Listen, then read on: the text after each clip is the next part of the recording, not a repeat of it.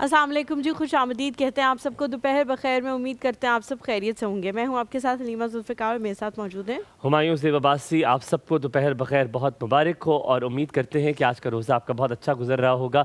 यकीनन इस रोज़े में जैसे डिटॉक्सिफिकेशन की हम बात करते हैं, अपने इस्लाह करने की बात करते हैं, तो इस्लाम में आज हमने जो मौजू चुना है वो है माफ़ कर देना। माफ़ी एक बहुत बड़ा अमल है। माफ़ी और किसी से नाराज़गी को ख़त्म कर देना यकीनन ये बहुत बड़ी एक हिम्मत वाला काम है, और अपनी ईगो को, अपनी अना को ख़त्म कर देना ये बहुत ही बड़ा अमल होता है।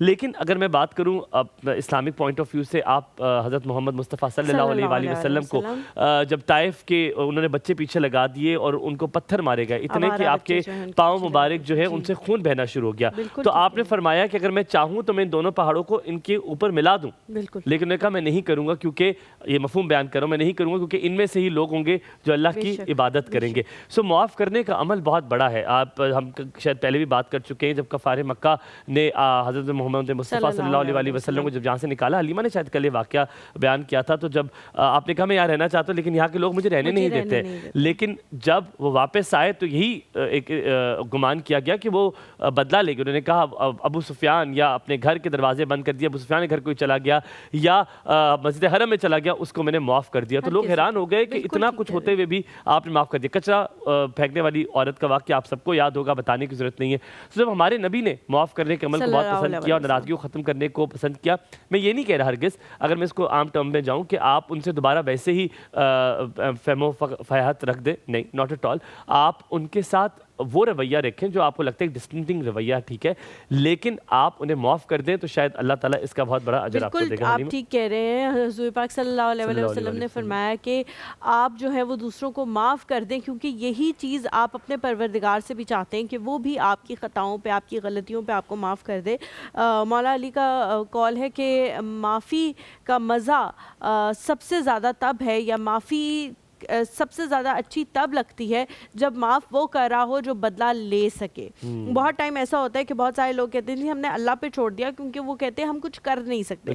तो जाहिर है तब तो आपने अल्लाह पे छोड़ दिया, लेकिन सबसे ज़्यादा अच्छी चीज़ तब होगी जब आप उस बंदे से उस पोजीशन में आ जाएं, उस पावर में आ जाएं कि अब आप उस बंदे से बदला ले सकें जो भी उसने आपके साथ किया या जो भी उसने आपको टफ़ टाइम दिया लाइफ में, और फिर आप कहें कि जी मैं दरगुजर करता हूँ, मैं माफ़ करता हूँ, मैं उन सारी चीज़ों से आगे बढ़ के ज़िंदगी गुजारना चाहता हूँ। हुमायूं वाली बात बिल्कुल ठीक है कि किसी ने भी कभी ये नहीं कहा कि आप जो है उस बंदे के साथ बिल्कुल पहले जैसे हो जाएं, पहले के टर्म्स पे हो जाएं, लेकिन हाँ उन गलतियों को माफ़ कर देना चाहिए। बहुत ज़्यादा लोग हुमायूं जब ताकत मिलती है उनको, तो ताकत के नशे में वो दूसरों का दिल भी दुखाते हैं, उनके साथ ज़्यादतियाँ भी करते हैं, उनको उनकी लाइफ को टफ़ बनाने की हर मुमकिन कोशिश करते हैं। लेकिन ज़ाहिर है ये सबको पता है कि ऊंच नीच आती है, आज आपके पास ताकत है कल आपके पास नहीं होगी। जिस तरह घरों में हम लोग देखते हैं कि सासें जो हैं वो बहुओं के साथ बहुत ज़्यादा उनको सप्रेस करने की कोशिश करती हैं, अपनी ताकत का इस्तेमाल करती हैं, और फिर जब वो थोड़ी बुजुर्गी में चली जाती हैं और बहू जो है वो अपने कदम जमा चुकी होती है, तो वो ये चाहती हैं कि अब हमारे साथ जो है